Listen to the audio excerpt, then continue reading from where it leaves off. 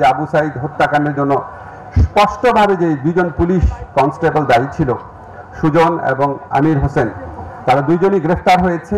তাদের বিচার কাজ শুরু হয়েছে। ফরমাল চার্জ দেওয়া বলে, এখানে আইনের বিষয়ে যারা বুঝেন ভালো করে বুঝবেন, ফরমাল চার্জ দেওয়ার মাধ্যমে বিচার কাজ শুরু হয়। এই বিচার কাজটা শুরু হয়েছে এবং আমরা যখন বিচারের কথা বলি আপনারা দেখবেন, আপনাদের খুব যেখানেই যাই আমাকে বলে বিচার দেরি হচ্ছে কেন, বিচার আরো দ্রুত করতে হবে, বিচার দেখে যেতে চাই। এই যে আপনারা মুক্তভাবে আমাকে দেখে যে এই প্রশ্নগুলো করতে পারেন, সমালোচনা করেন, এটার জন্যই তো জুলাই গণ আন্দোলন হয়েছে, জুলাই গণ অভ্যুত্থান হয়েছে। এই স্বাধীনতার চর্চা সবসময় বজায় রাখতে হবে। আমরা যতভাবে পারেন আমাদেরকে জবাবদিহিতার মধ্যে রাখবেন। আমি শুধু আপনাদের একটা কথা বলি, যখন আমরা বিচার কার্য শুরু করলাম প্রথমে দেখি কোর্টই নাই, কোর্ট ভবন রেনোভেট করতে হয়েছে। আমাদেরকে ইঞ্জিনিয়ার বলেছিল 3 মাস লাগবে, সেটা আমি এবং আমাদের আদিলুর রহমান খান পূর্ত সচিব, পূর্তমন্ত্রী, আমরা রেগুলার ওখানে ইন্সপেকশনে যেতাম। 3 মাস লাগবে বলেছে, সেটা আমরা 1 মাসে করিয়েছি। আমাদের কোর্ট ছিল না, বিচারক ছিল না, বিচারক নিয়োগ দিতে হয়েছে। প্রসিকিউটর ছিল না, প্রসিকিউটর নিয়োগ দিতে হয়েছে।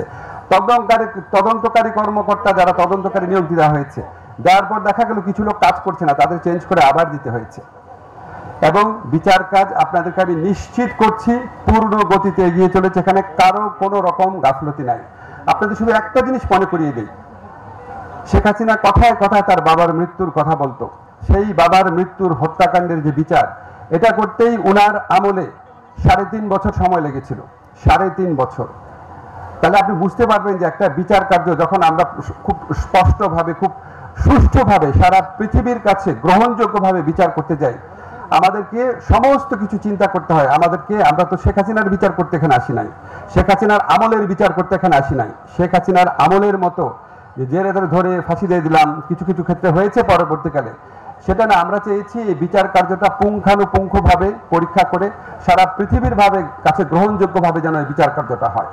এবং আপনাদেরকে আমি বলি, আমার তো এখানে বিচার বিভাগের স্বাধীনতা একটা ব্যাপার আছে। আমি তো আর বলতে পারি না যে বিচার বিভাগের স্বাধীনতার ক্ষেত্রে আমি তো আর বলতে পারি না যে এই সময়ের মধ্যে বিচার করতে হবে, এত হস্তক্ষেপ করা হয়। কিন্তু আমি যেটুকু খবর জানি, আমার সাথে তো প্রসিকিউশন টিমের কথা হয়, আমি নিশ্চিত, আমার দৃঢ় বিশ্বাস, আমাদের সরকারের শাসন আমলে আপনারা আবু সাইদ হত্যাকাণ্ডের বিচার দেখে যাবেন।